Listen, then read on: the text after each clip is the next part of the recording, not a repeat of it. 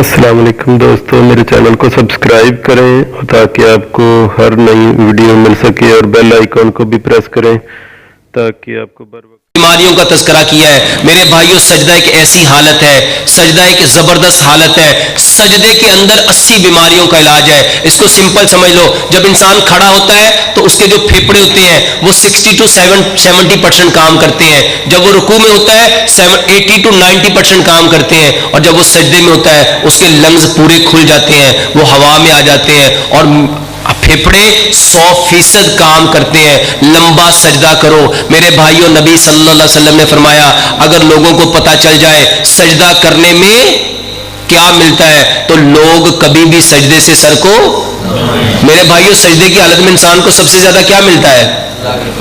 اللہ کے سب سے، اور بتاؤ جو اللہ کے قریب ہو گیا اس کی کوئی پریشانی رہے گی؟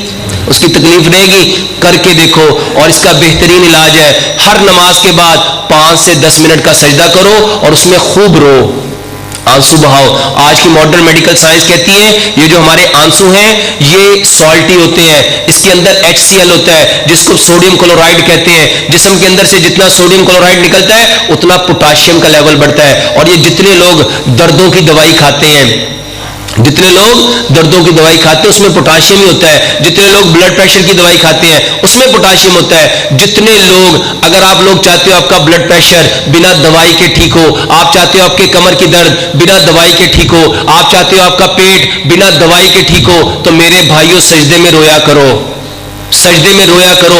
جب آنسو نکلیں گے، آنسو سالٹی ہوتے ہیں، نمکین ہوتے ہیں، جسم سے جتنا نمک نکلے گا تو میرے بھائیوں نمک آپ کے پریشر کو بڑھاتا ہے، جتنا نمک نکلتا جائے گا آپ کا جسم اتنا پرسکون ہوتا جائے گا۔ کیا آپ لوگ جانتے نہیں جب ہم روتے ہیں کسی دکھ میں، صدمے میں، پریشانی میں، جب ہم رو لیتے ہیں تو دل کو کیا ہو جاتا ہے؟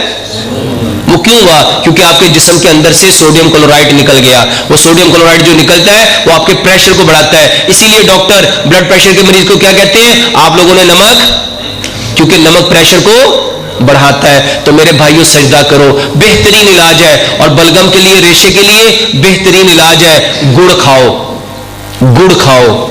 واللہ سائنس نے ریسرچ کی، جو گڑ کھانے والا بندہ اس کو کبھی بھی پھیپھڑوں کا کینسر نہیں ہو سکتا۔ گڑ کھانے والے کو کبھی بھی پھیپھڑوں کا گڑ کہاں سے آتا ہے؟ مٹی سے۔ اس کو سمجھ لو، ہم کس چیز سے بنے؟ مٹی سے۔ جانا کہاں ہے؟ ہماری ابتدا آدم علیہ السلام کو کس سے بنایا رب نے؟ جانا کہاں ہے؟ مٹی میں۔ اور یہ جو درمیانی وقت ہے جس کو زندگی کہتے ہیں، ہر انسان کی ہر نیڈ کو اللہ تعالیٰ نے کہاں رکھا؟ پانی کو دیکھو، گندم کو دیکھو، چاول کو دیکھو، سبزیوں کو دیکھو، اجناس کو دیکھو، وہ ساری کی ساری کہاں ہے؟ مٹی میں۔ اگر ایک کام اور کر لو گے میرے بھائیو، اللہ تعالیٰ نے ہمیں مٹی سے بنایا، مٹی میں جانا ہے، اور ہماری ساری ضروریات کو مٹی میں رکھا۔ آج سے صرف 50 سال پیچھے پلٹو، جب ہم سب فطرت پہ تھے، ہمارے گھر مٹی کے تھے، چولہے مٹی کے تھے، مکان مٹی کے تھے، کنالیاں مٹی کی تھی، تندور مٹی کے تھے، برتن مٹی کے تھے۔ سچ بتاؤ کس نے بیماریاں دیکھی تھی؟ بلڈ پریشر کس کو پتا تھا؟ کولیسٹرول کون جانتا تھا؟ اصل میں اس وقت ہم اپنی فطرت پہ تھے۔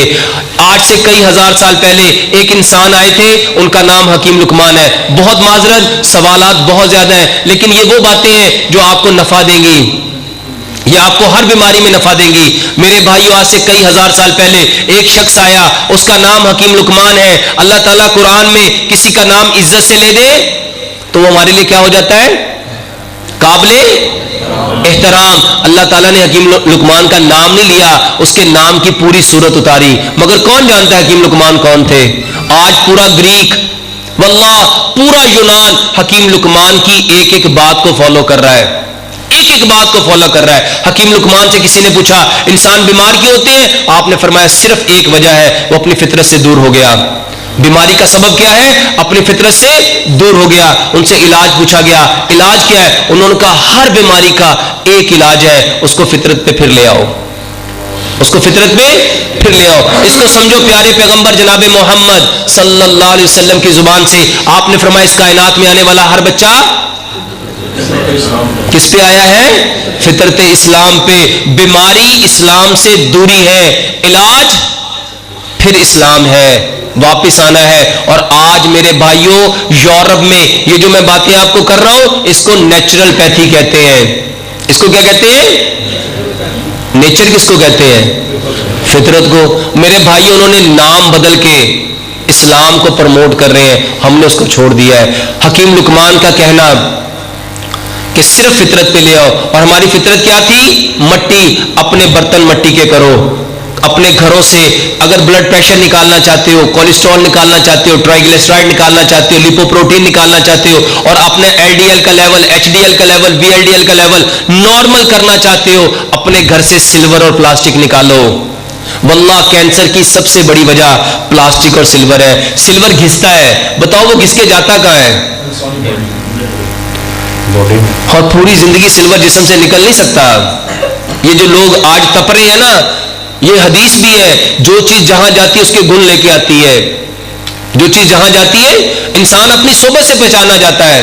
نبی صلی اللہ علیہ وسلم نے کیا فرمایا؟ اپنے بھائی کو اگر جاننا چاہتے ہو, ہر بھائی, ہر مسلمان اپنے بھائی کے دین پہ ہے. یہ حدیث ہے نا, اس کو سمجھو. سائنس سمجھ گئی. سائنس کہتی ہے جو چیز جہاں جاتی ہے اس کی پراپرٹی لے کے آتی ہے. سلور کے اندر کھانا جائے گا, بتاؤ کھانے کی پراپرٹی لائے گا کہ نہیں لائے گا؟ اپنے برتن مٹی کے کرو, اس کے اندر جو کوکنگ آئل ڈالنا ہے سرسوں کا تیل ڈالو. سرسوں کا تیل کہاں سے آتا ہے؟ مٹی سے. چینی میٹھا کھانا ہے تو زمین سے نکلنے والا میٹھا کھاؤ. زمین سے نکلنے والا میٹھا کیا ہے؟